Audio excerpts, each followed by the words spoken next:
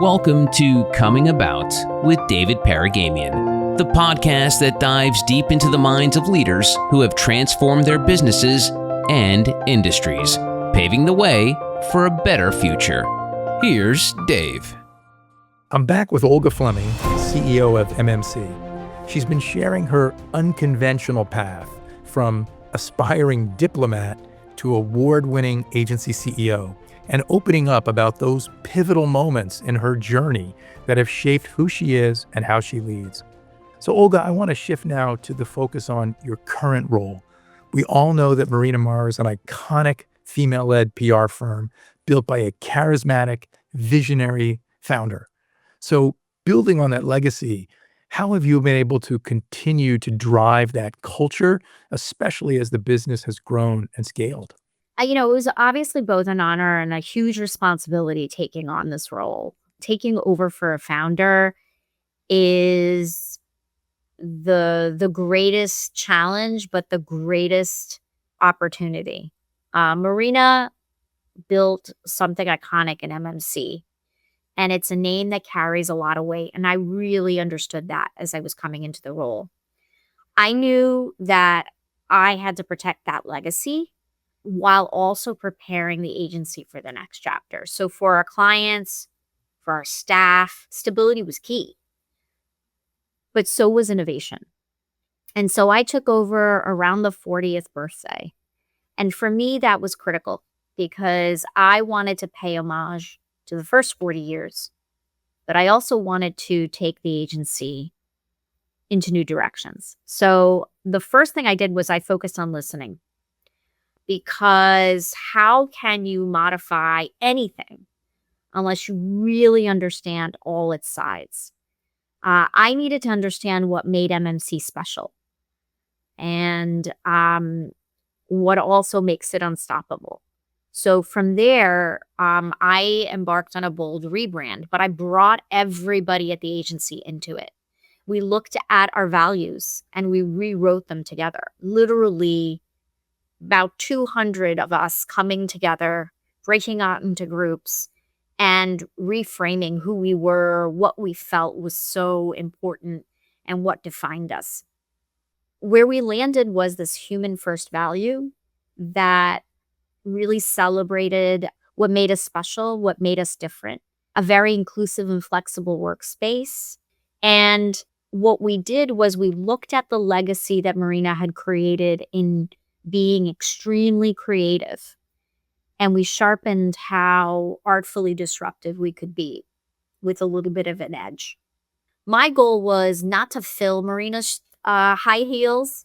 I don't think I could ever do that, but I wanted to walk confidently in my own and bring everybody along with me.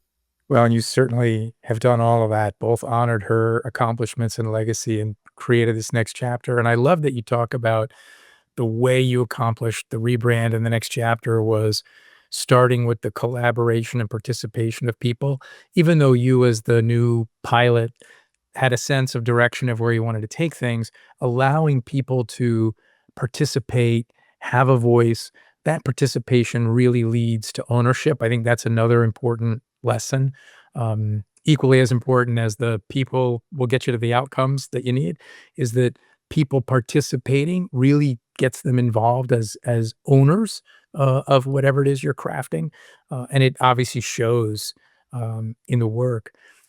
I know that the business is also a really interesting business because you do work in consumer goods, healthcare, as well as in the more classic sort of reputation management at the firm level. And, I was reading that over the past 12, 18 months, you'd won an assignment both from Novartis and Sam's Club at the same time. How do you build a team and a creative organization that can be adept in something that's prescription pharma and really impactful in something that is classic consumer goods at the same time? Any lessons there for the listeners? Absolutely. We get this question all the time, and we have the same answer. At the heart of every industry, people. So once you understand human motivation, what people value, what people hope for, what people fear, you can translate that insight across any industry. We're focused on health and consumer. Our business is pretty much 50-50. And where our sweet spot is where those two industries intersect. But it's also important for people who are communicating to patients or HCPs or anybody in the healthcare industry to understand the consumer behavior, how people interact with brands in the world. Because when people walk around in the world, they don't walk around as patients, they don't walk around with their diagnosis on display. They walk around as mothers, fathers, foodies, pickleball enthusiasts, travel junkies. They are so much more than that diagnosis. So really understanding how they interact with the world as consumers allows us to create programming that meets them where they live. And then on the consumer side, what we're seeing is that there's a lot more scrutiny and discipline around brands and how they come to market and how they bring in consumers. No longer can you put out a brand without really understanding how that target audience might want to look at the ingredients in a product or understand how it's helping them in their wellness journey, whether it's a destination, a laundry detergent, or a shampoo. So really ensuring that we understand both sides of the equation is critical. And it's actually one of the reasons I believe that a lot of our programming goes from good to great, because we have a full understanding of the scrutiny people put on brands from a consumer standpoint, but we also understand how patients interact in a consumer world. Now, that's so well said. And, it's funny. I mean, I really believe that marketing is not a department. It's not an ad campaign. It's not a PR campaign. Marketing is about, as you said, it's about understanding that basic human insight, whether we're talking about packaged goods or pharmaceuticals, whatever it is, that drives some behavior, and understanding how we can communicate with those folks in an impactful way and deliver a message that reinforces a belief, changes a belief. It's interesting. I can't help but harken back to where you started half an hour ago, which was talking a little bit about being that 7-year-old immigrant kid that came here and had to learn the language, learn the culture, thought you wanted to be a diplomat and a statesman person. And that is exactly what you became, because all of those experiences of coming here, learning the language, watching people, integrating, made you obviously so great at understanding why people do things, why they say things, how they do things. So, definitely a shout out to your family, your upbringing, all those brave choices, because it's clearly made you so successful.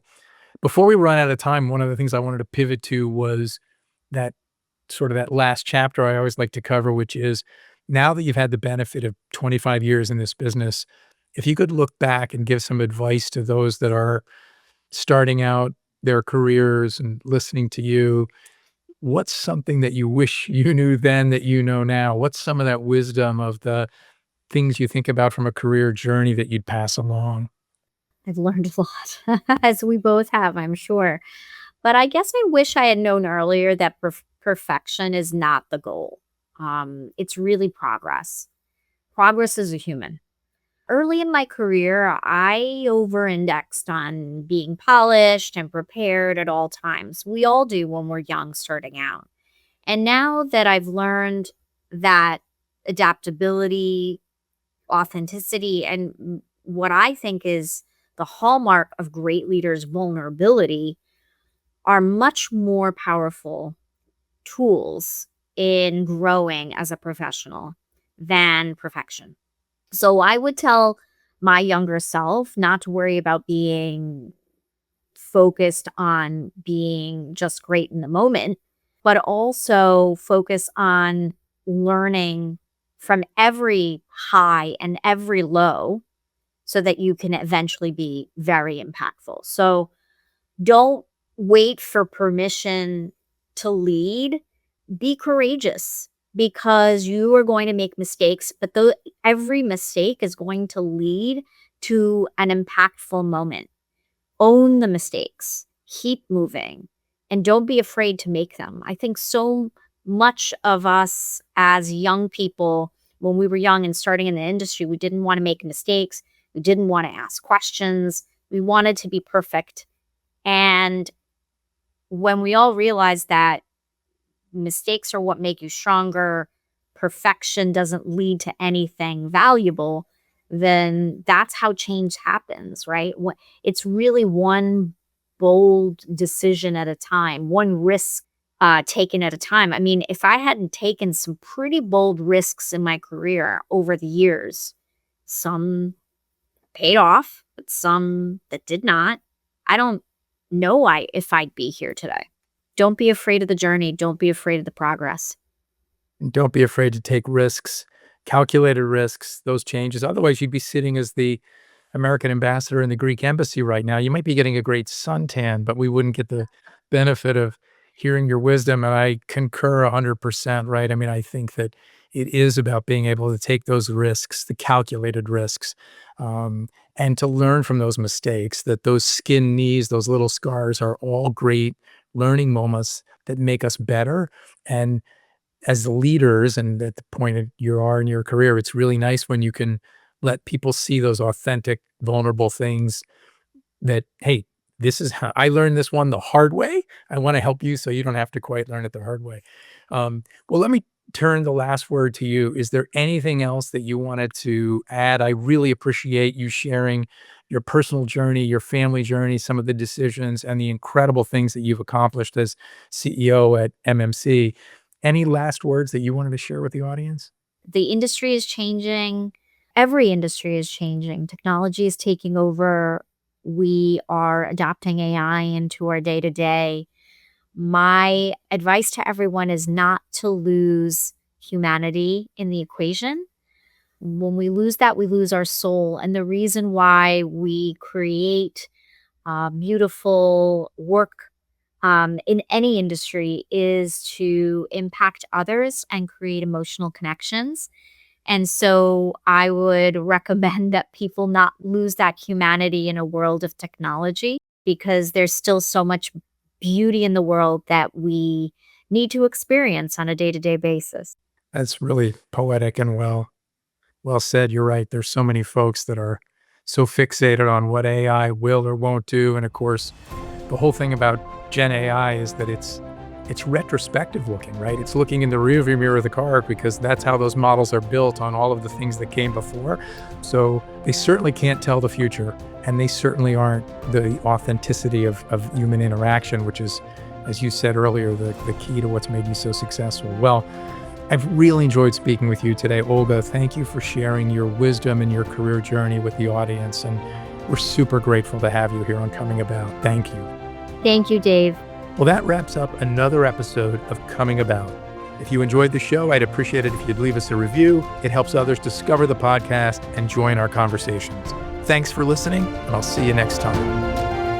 This has been Coming About. We hope these conversations have left you feeling empowered and ready to take your organization to the next level.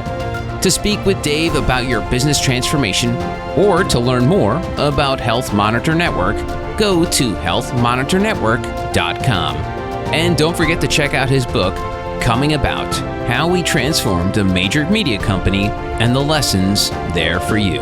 Available wherever books are sold. Coming About with David Paragamian is a production of Advantage Audio.